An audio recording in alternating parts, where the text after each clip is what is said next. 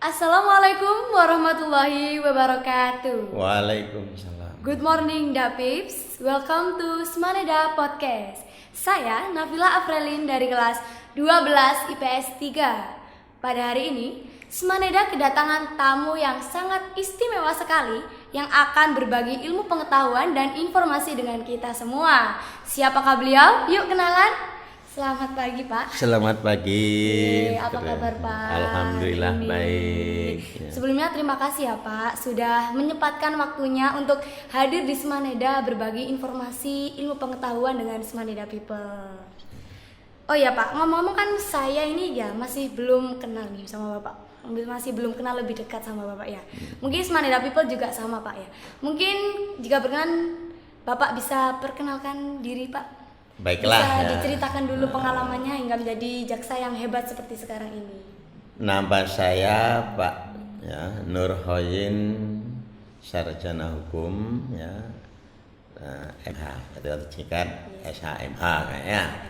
Pengalaman saya menjadi jaksa yang pertama kali itu saya dinas di Palu. Di Kabupaten Toli-Toli. Ya. Terus kemudian pindah lagi ya di Kabupaten Donggala, masih Sulawesi Tengah.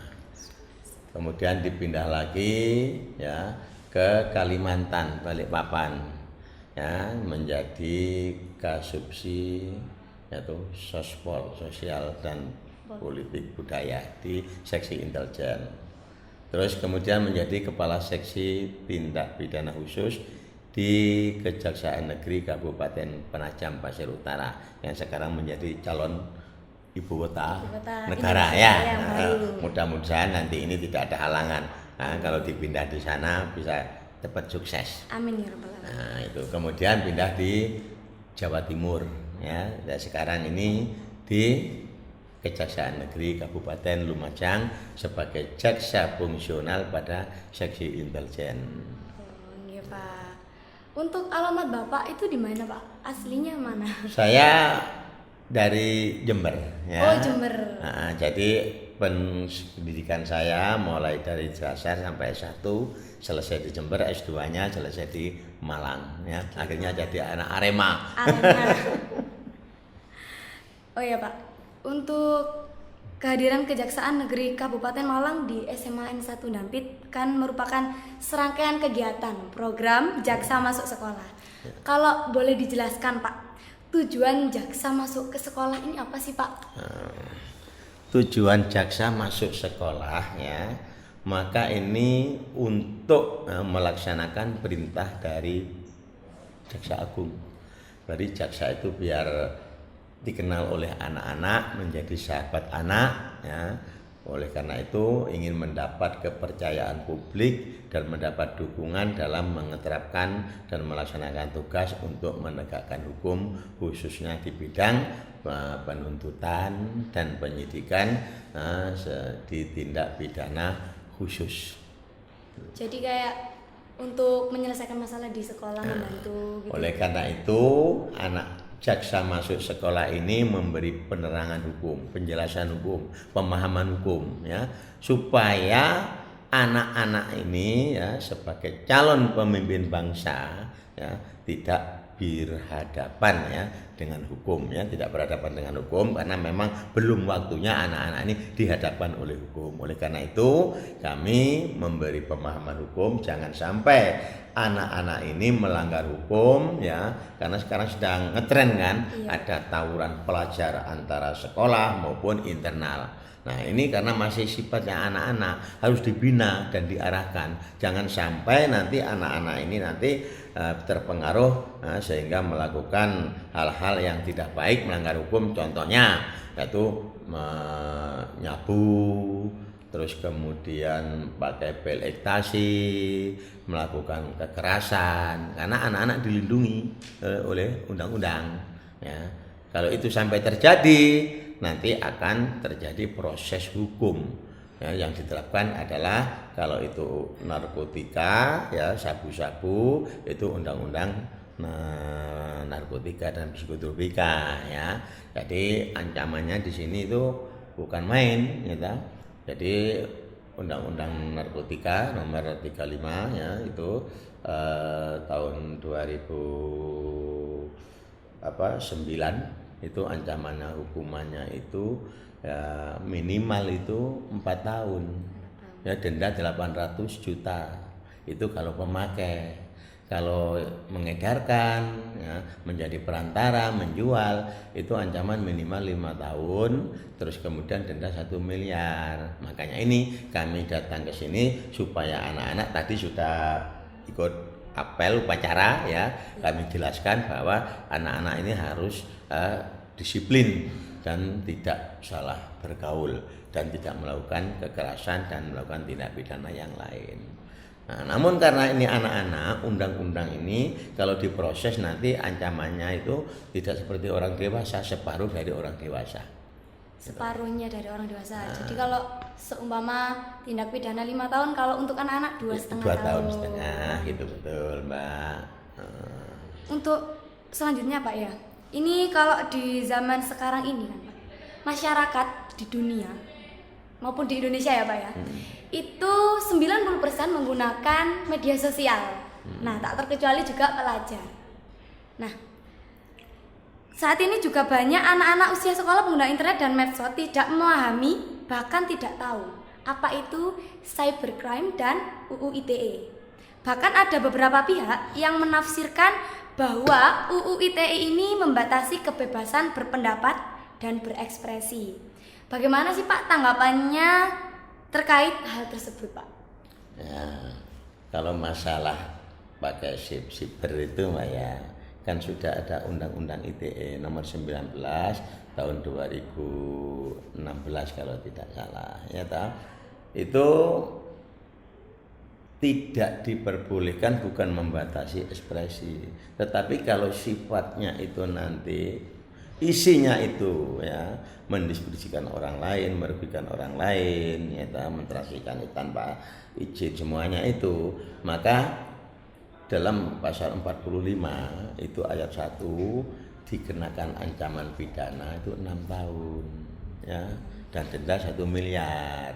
Nah, itu jadi di situ maka tujuannya tidak supaya anak-anak itu bisa betul disiplin dan menjaga kebebasan. Jadi kalau itu ditransmisikan ke media massa, dibaca orang lain, orangnya itu tercemar, merasa tidak, itu ya itulah tujuannya itu supaya tidak kebablasan, ya, tidak bebas itu.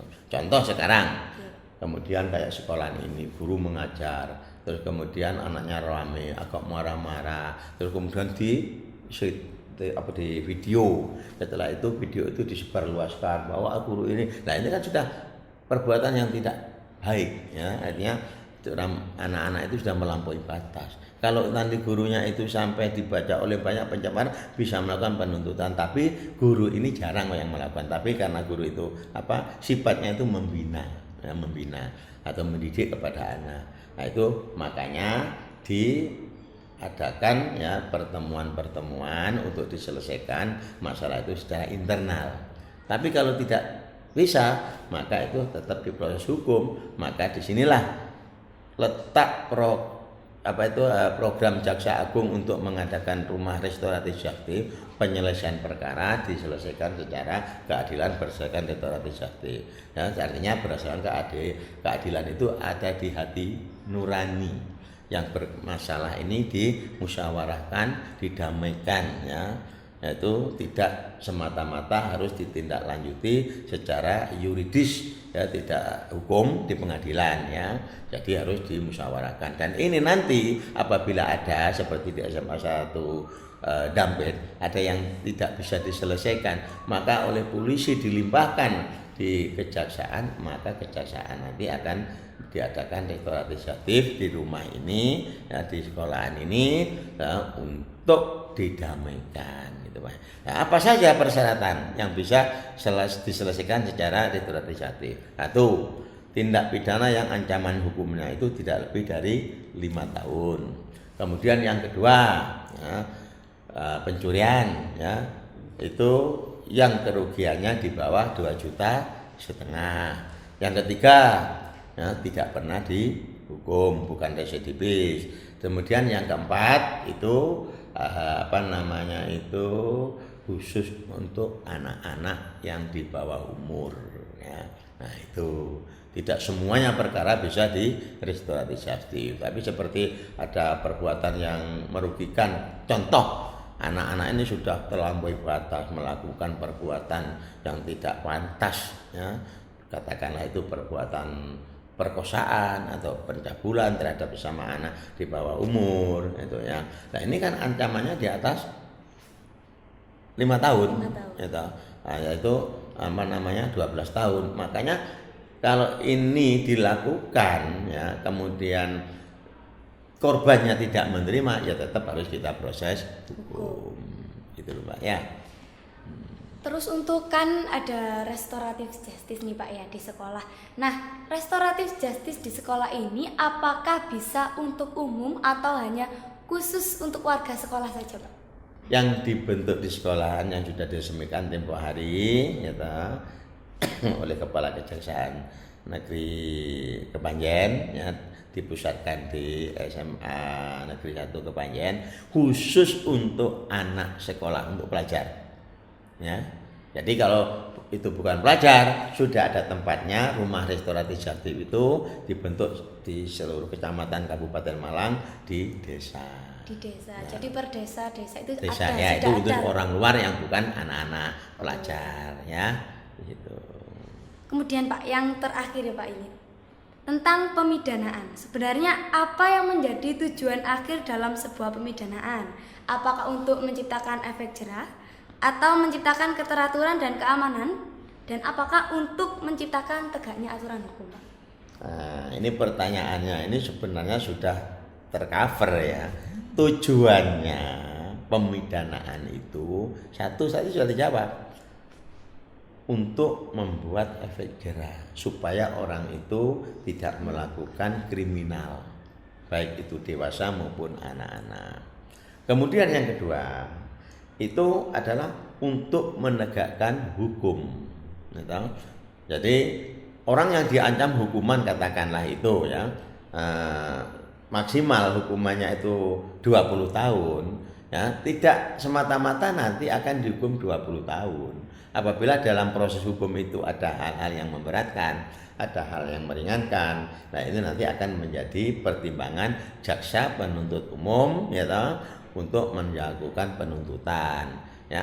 Terus kemudian juga akan dijadikan pertimbangan oleh hakim sebagai pemutus atau yang menyatakan anak itu bersalah atau tidak, ya, di dalam persidangan. Kalau salah, maka pertimbangannya ya tadi itu ada hal-hal yang memberatkan dan yang meringankan. Itu untuk meringankan hukuman itu, ya. Nah, apabila dalam persidangan nanti itu tidak ada hal-hal yang meringankan, ya, jelas nanti akan dihukum maksimal. Itu Mbak, ya. Iya. Ini Pak, kan tadi saya sudah tanya-tanya sama Bapak. Bapak juga sudah menjelaskan, membagi informasi ilmu pengetahuan dengan saya, dengan Semaneda People. Mungkin pesannya Bapak untuk siswa Semaneda, saya, mungkin semua warga Semaneda ini apa sih Pak pesannya? Pesan saya kepada anak-anak didik siswi SMA Negeri 1 Dampit ini, ya, pertama harus disiplin, ya, dalam mencari ilmu, dalam belajar. Jangan sampai terpengaruh dan bergaul dengan orang-orang yang tidak berpendidikan, agar tidak memancing, ya, atau terpengaruh dengan perbuatan-perbuatan yang melanggar hukum. Itu satu. Kemudian taati peraturan-peraturan yang ada di sekolah, ya, karena dengan mentaati aturan yang telah ditetapkan oleh sekolah, itu akan menjadi anak yang baik, ya, akan berhasil apa yang dicita-citakan. Karena anak-anak ini calon menjadi penerus pemimpin generasi tua seperti saya ini, Gak selamanya saya akan menjadi jaksa. Ketepatan kurang 4 tahun lebih, ya, 4 tahun setengah saya sudah pensiun. Maka inilah membina, mendidik kader-kader bangsa yang bermental, ya, itu tangguh dan disiplin. Sehingga nanti apabila menjadi pemimpin, oh iya saya sudah pernah diberi arahan oleh aparat penegak hukum waktu sekolah, itu bukan menjadi kenangan yang tidak bisa terlupakan. Itu jadi saya doakan ya semuanya siswa-siswi yang ada di SMA Negeri 1 Kepanjen ini menjadi anak yang baik, anak yang pintar, dan menjadikan contoh suri teladan dari siswa-siswa yang lain sehingga bisa menjadi anak yang berguna bagi nusa dan bangsa. Amin ya rabbal alamin. Iya Pak, terima kasih. Demikian sebenarnya podcast ya Pak. Semoga siswa-siswi Semaneda nanti mungkin masa depannya bisa meneruskan perjuangan Bapak Nur Khairi. Amin. Yang sangat hebat dan keren seperti sekarang ya, ini. Saya doakan nanti ada yang jadi jaksa, jadi guru. Amin. Ya. Syukur kalau jadi presiden. Amin ya rabbal alamin. Presidennya dari Semaneda. Ya, Semaneda ya. Amin ya rabbal alamin Pak. Demikianlah podcast pada hari ini. Jangan lupa like, komen, dan dukung terus Semaneda ya. Mungkin kalau teman-teman mau ada pertanyaan atau ada yang kurang jelas bisa langsung ditanyakan di kolom komentar. Semoga bermanfaat ya. Bye-bye. Terima kasih ya Pak. Terima kasih sama-sama. Semoga lebih sukses Pak ke depannya. Amin. Amin ya rabbal alamin.